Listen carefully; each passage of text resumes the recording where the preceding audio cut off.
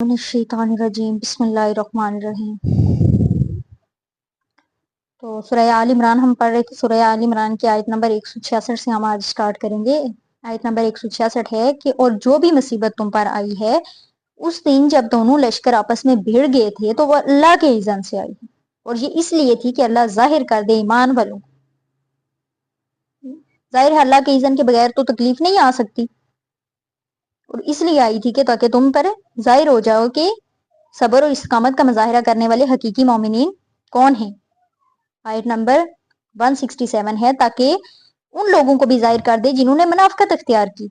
अल्लाह तो हर चीज का जानने वाला है। उसने ये मुसीबत जो लाई इसलिए लाई ताकि जिन लोगों ने मुनाफिकत की है, जो मुनाफिकीन है, उनको जाहिर कर दे ताकि मोमिनीन अलग हो जाएं। अब ये उस वाक़े जब हजरत अब्दुल्ला बिन अबी अपने 300 साथियों को लेकर वापस जा रहे थे, तो उस टाइम जाहिर है जो बाकी मुसलमान थे 1000 का टोटल लश्कर था, तो उसमें से 300 निकल गए, तो बाकियों के दिलों में भी कमजोरी तो आई होगी कि हम कैसे मुकाबला करेंगे।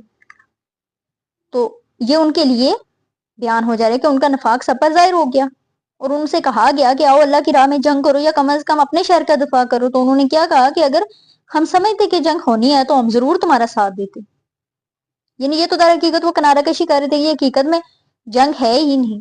वो कहते हैं ये जो मक्का से मोहम्मद सल्लल्लाहु अलैहि वसल्लम के साथी यानी महाजरीन आए हैं, अब ये जो मक्का ही से लश्कर हम पर चढ़ाई करके आया है, ये सब एक ही लोग हैं और इनसे हमारा कोई सरोकार नहीं है। तो ये लोग उस दिन ईमान की निस्बत कुफर से करीब तर थे, और ये अपने मुंह से वो बात कह रहे थे जो उनके दिल में नहीं थी, लेकिन अल्लाह तो जानता है जो कुछ वो छुपा रहे थे।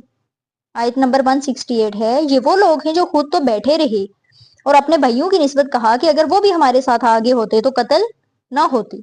तो ए नबी उनसे कहिए कि अगर तुम अपने कौल में सच्चे हो तो अपनी जानों से मौत को हटा कर दिखाओ। यानी जो लोग शहीद हो गए उनकी निस्बत ये क्या कहते हैं कि अगर ये उस दिन हमारे साथ वापस आ गए होते तो ये शहीद ना होते। तो अल्लाह सुब्हान व तआला फरमा रहे हैं कि ए नबी सल्लल्लाहु अलैहि वसल्लम उनसे कहिए कि अगर तुम अपने बातों में सच्चे हो तो अपने ऊपर से मौत को हटा कर दिखाओ। क्या तुम समझते हो कि तुम्हारे घरों में मौत नहीं आएगी। आयत नंबर 169 है, और हर गिज ना समझना उन लोगों को जो अल्लाह की राह में कत्ल हो जाए कि वो मुर्दा है, बल्कि वो तो जिंदा है, अपने रब के पास रिजक पा रहे हैं।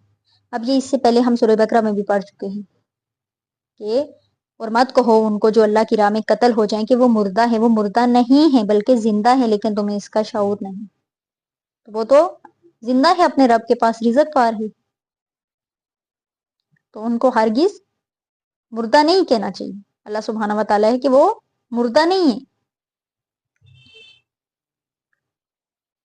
आयत नंबर 170 क्या है कि शादा व फरहा हैं उस पर जो कुछ अल्लाह ने उन्हें अपने फजल से अता किया, और बशारत हासिल कर रहे हैं उन लोगों के बारे में जो उनके पीछे रह गए हैं और अभी उनसे नहीं मिले, कि ना उन पर कोई खौफ होगा और ना वो गम से दो चार होंगे।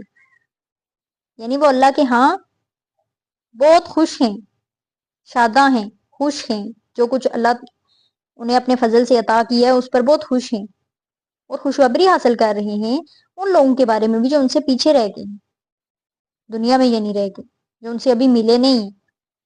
ना वो उन्हें किसी किस्म का खौफ है क्योंकि वो अल्लाह की राह में कुर्बान हुए, और ना वो किसी किस्म के गम से दो चार हैं। आयत नंबर 171 है, वो खुशियां मना रहे हैं अल्लाह ताला की नेमत की वजह से और उसके फजल की बिना पर, और इस बात पर कि अल्लाह ताला अहले ईमान के अजर को जाया नहीं करता। वो अल्लाह के यहाँ खुशियां मना रहे हैं, अल्लाह की नेमतों से लुत्फ उठा रहे हैं उसकी फजल की बिना पर, और इस बात पर अहले ईमान के अल्लाह ताला अहले ईमान के अजर को जाया नहीं करता। अब इससे आगे जो आयत आ रही है उनमें जो तारीख और सीरत की किताबों में दो किस्म की रवायात हैं।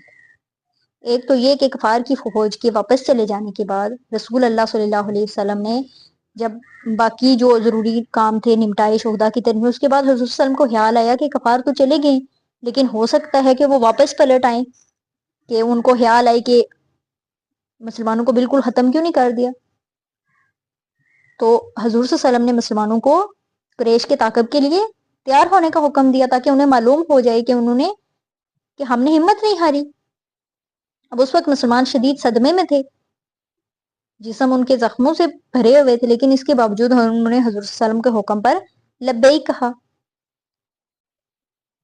اب حضور صلی اللہ علیہ وسلم چند نصاروں کی ایک جماعت کے ساتھ کفار کے تعاقب میں گئے، جو کہ مکہ کے راستے پر حمراء الاسد تک گئے، جو مکہ کے راستے پر مدینہ سے 8 میل کے فاصلے پر.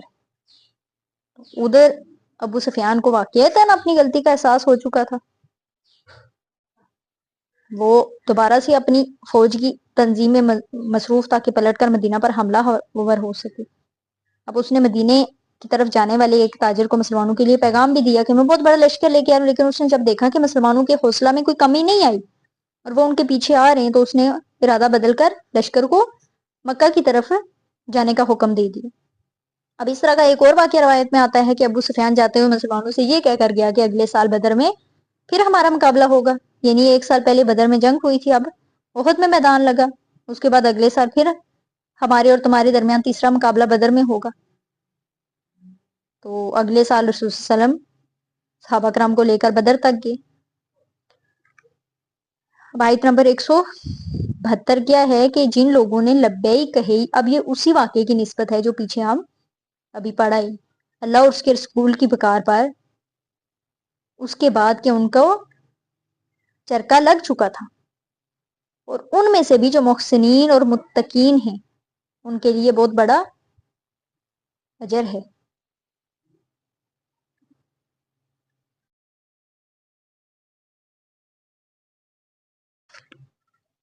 آیت نمبر 173 کیا ہے کہ یہ وہ لوگ ہیں جن سے لوگوں نے کہا کہ تمہارے خلاف بہت بڑی فوجیں جمع ہو گئی ہیں، بس ان سے ڈرو.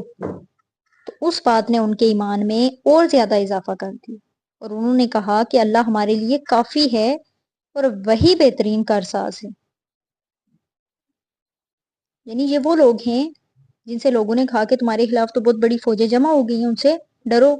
یہی جو پیچھے ہم واقع پڑھائیں، تو اس بات نے ان کے ایمان میں اور زیادہ اضافہ کر دیا. انہوں نے کیا کہا کہ ہمارے لیے اللہ کافی ہے اور وہی بہترین کارساز ہے، اس کا سہارا جو ہے ہمارے لیے سب سے اچھا سہارا ہے.